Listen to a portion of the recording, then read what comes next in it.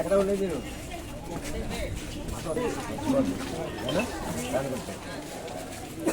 ఇంకోటి వేయాలి దాని గుర్తు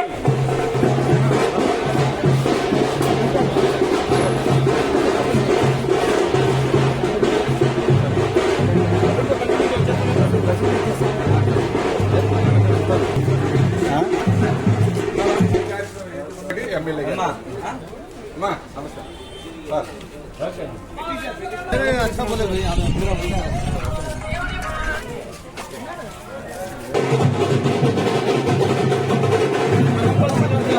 sir YSR Congress party plan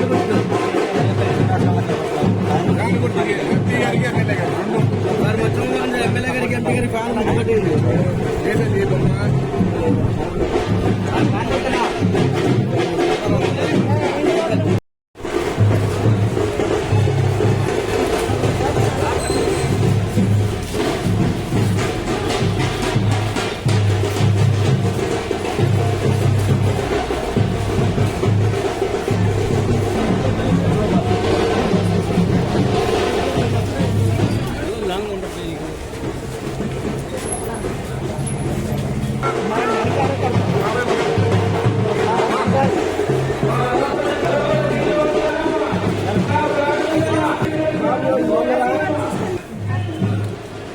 नजर फ्यामिली चलपति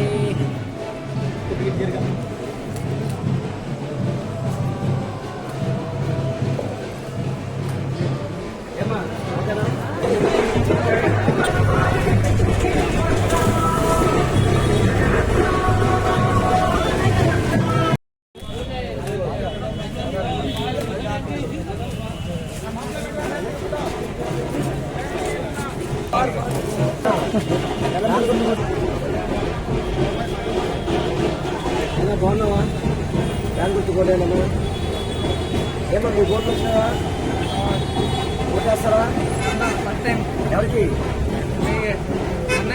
బాగా కదా ఏమా ఓకేనా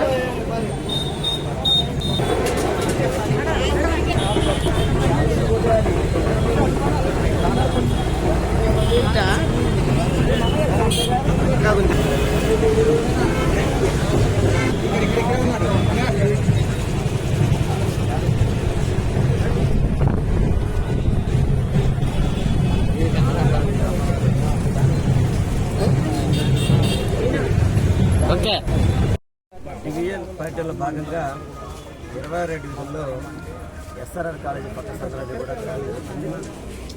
చక్కగా ఏరియా కొంత బాగా డెవలప్ అయిందని చెప్పి ప్రతి ఒక్కరు కూడా చెప్పారు. ఈ కార్యక్రమానికి మా ఎమ్మెల్సీ గారు గోల్లా గారు, మా ఇన్ఛార్జ్ నాగేశ్వర గారు, మా అల్లుడు చక్రవర్తి, మా అందరూ కూడా పార్టీ సభ్యులు అందరూ కూడా రావడం జరిగింది. దీని పూర్తిగా కూడా ఇప్పటికి చాలాసార్లు రావడం జరిగింది. ప్రజల నుంచి మంచి స్పందన వస్తుంది, ప్రజల నుంచి చక్కటి స్పందన వస్తుంది. ప్రతి ఒక్కరు ఒకటి చెప్తారు, మళ్ళీ జగన్మోహన్ రెడ్డి గారు ముఖ్యమంత్రి అయితేనే ఈ యొక్క సంక్షేమ పథకాలు కానీ అభివృద్ధి కానీ జరుగుతుందని చెప్పని ప్రతి ఒక్కళ్ళు కూడా చిరునవ్వుతో మమ్మల్ని పిలవడం కానీ పలకరించడం కానీ చిరునవ్వుతో ఆశీస్సులు ఇవ్వడం కానీ చాలా సంతోషంగా ఉంది. ఎందుకంటే గతంలో ఎంతో లేని విధంగా ప్రతి ఒక్కరికి కూడా పథకాలు మాకు వస్తున్నాయి. చిన్నపిల్లల చదువులు కూడా మాకు చక్కగా జరుగుతున్నాయి. గవర్నమెంట్ పాఠశాలలు కూడా నాడు నేడు అని చెప్పని చాలా చక్కగా అన్నీ కూడా అభివృద్ధి చేస్తున్నారు. అదేవిధంగా ప్రభుత్వ హాస్పిటల్ అయితే కనుక ప్రైవేట్ హాస్పిటల్స్ ధీటుగా అభివృద్ధి చేస్తున్నారు.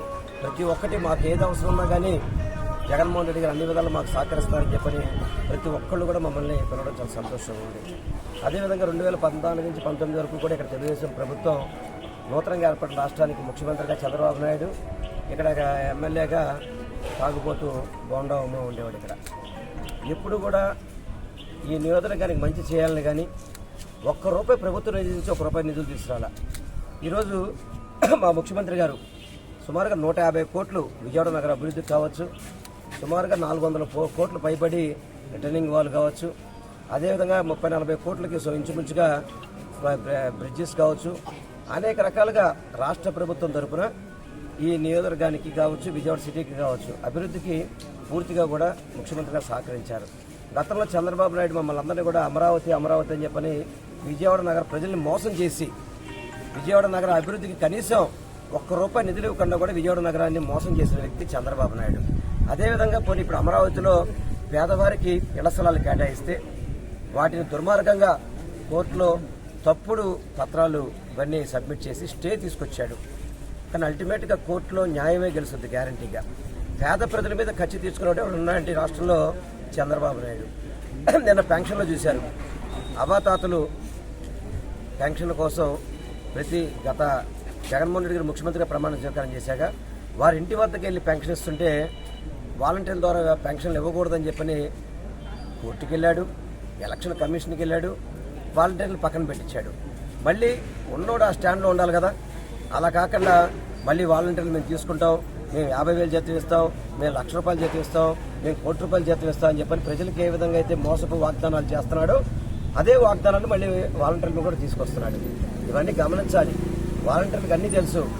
వాలంటీర్ వ్యవస్థ కానీ సచివాలయ వ్యవస్థ కానీ ఈ అధికార వికేంద్రీకరణ కంటిన్యూ కావాలంటే అది కేవలం జగన్మోహన్ రెడ్డి గారితోనే సాధ్యమని చెప్పని తెలియపరచుకుంటూ ఈరోజు డివిజన్ పార్టీ ఇచ్చేసి అందరికీ కూడా పేరు పేరు నా నమస్కారం తెలియపరచుకుంటాను. షర్మిలాగారు మాట్లాడుతున్నారు, ఏదో మాట్లాడాలి. కాంగ్రెస్ పార్టీకి వెళ్ళిన తర్వాత మరి కాంగ్రెస్ వాసన కొంచెం తగ్గుతుంది కదా, కాంగ్రెస్ వాసన తగ్గుతుంటుంది కదా.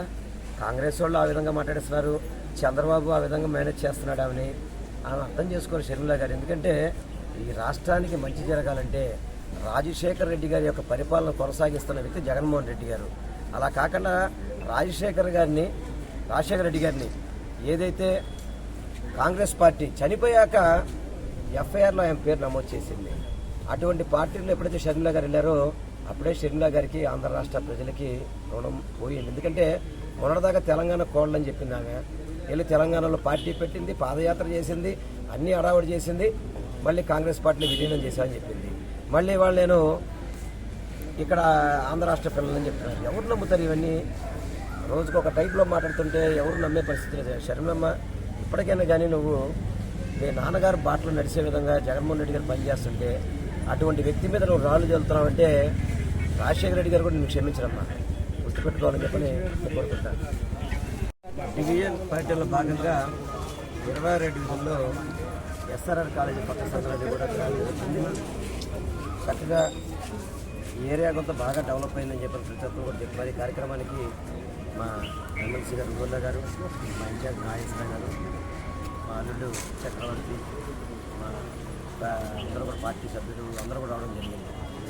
దీనికి పూర్తిగా కూడా ఇప్పటికి చాలాసార్లు రావడం జరిగింది. ప్రజల నుంచి మంచి స్పందన వస్తుంది, ప్రజల నుంచి చక్కటి స్పందన వస్తుంది. ప్రతి ఒక్కరు ఒకటి చెప్తారు, మళ్ళీ జగన్మోహన్ రెడ్డి గారు ముఖ్యమంత్రి అయితేనే ఈ యొక్క సంక్షేమ పథకాలు కానీ అభివృద్ధి కానీ జరుగుతుందని చెప్పని ప్రతి ఒక్కళ్ళు కూడా చిరునవ్వుతో మమ్మల్ని పిలవడం కానీ పలకరించడం కానీ చిరునవ్వుతో ఆశీస్సులు ఇవ్వడం కానీ చాలా సంతోషంగా ఉంది. ఎందుకంటే గతంలో ఎన్నడూ లేని విధంగా ప్రతి ఒక్కరికి కూడా పథకాలు మాకు వస్తున్నాయి. చిన్నపిల్లల చదువులు కూడా మాకు చక్కగా చదువుతున్నాయి. గవర్నమెంట్ పాఠశాలలు కూడా నాడు నేడు అని చెప్పని చాలా చక్కగా అన్నీ కూడా అభివృద్ధి చేస్తున్నారు. అదేవిధంగా ప్రభుత్వ హాస్పిటల్ అయితే కనుక ప్రైవేట్ హాస్పిటల్స్ ధీటుగా అభివృద్ధి చేస్తున్నారు. ప్రతి ఒక్కటి మాకు ఏది అవసరం ఉన్నా కానీ జగన్మోహన్ రెడ్డి గారు అన్ని విధాలు మాకు సహకరిస్తారని చెప్పని ప్రతి ఒక్కళ్ళు కూడా మమ్మల్ని పిలవడం చాలా సంతోషంగా ఉంది.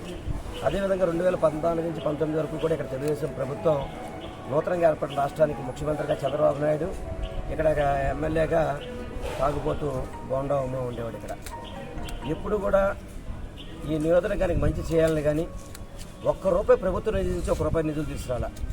ఈరోజు మా ముఖ్యమంత్రి గారు సుమారుగా 150 కోట్లు విజయవాడ నగర అభివృద్ధికి కావచ్చు, సుమారుగా 400 కోట్లు పైబడి రిటర్నింగ్ వాల్ కావచ్చు, అదేవిధంగా 30-40 కోట్లకి ఇంచుమించుగా బ్రిడ్జెస్ కావచ్చు, అనేక రకాలుగా రాష్ట్ర ప్రభుత్వం తరఫున ఈ నియోజకవర్గానికి కావచ్చు, విజయవాడ సిటీకి కావచ్చు అభివృద్ధికి పూర్తిగా కూడా ముఖ్యమంత్రి గారు సహకరించారు. గతంలో చంద్రబాబు నాయుడు మమ్మల్ని అందరినీ కూడా అమరావతి అని చెప్పని విజయవాడ నగర ప్రజల్ని మోసం చేసి విజయవాడ నగర అభివృద్ధికి కనీసం ₹1 నిధులు ఇవ్వకుండా కూడా విజయవాడ నగరాన్ని మోసం చేసిన వ్యక్తి చంద్రబాబు నాయుడు. అదేవిధంగా పోనీ ఇప్పుడు అమరావతిలో పేదవారికి ఇళ్ల స్థలాలు కేటాయిస్తే వాటిని దుర్మార్గంగా కోర్టులో తప్పుడు పత్రాలు ఇవన్నీ సబ్మిట్ చేసి స్టే తీసుకొచ్చాడు. కానీ అల్టిమేట్గా కోర్టులో న్యాయమే గెలుస్తుంది గ్యారంటీగా. పేద ప్రజల మీద ఖర్చు తీసుకునేవాడు ఎవరు ఉన్నాయంటే రాష్ట్రంలో చంద్రబాబు నాయుడు.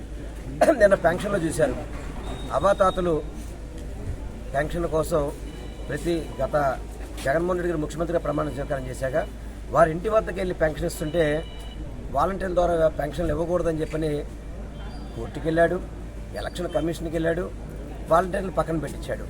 మళ్ళీ ఉన్నోడు ఆ స్టాండ్లో ఉండాలి కదా, అలా కాకుండా మళ్ళీ వాలంటీర్లు మేము తీసుకుంటాం, మేము 50,000 జీతం ఇస్తాం, మేము ₹1,00,000 జీతం ఇస్తాం, మేము ₹1,00,000 జీతం ఇస్తాం అని చెప్పని ప్రజలకు ఏ విధంగా అయితే మోసపు వాగ్దానాలు చేస్తున్నాడో అదే వాగ్దానాలు మళ్ళీ వాలంటీర్లు కూడా తీసుకొస్తున్నాడు. ఇవన్నీ గమనించాలి. వాలంటీర్లకు అన్నీ తెలుసు.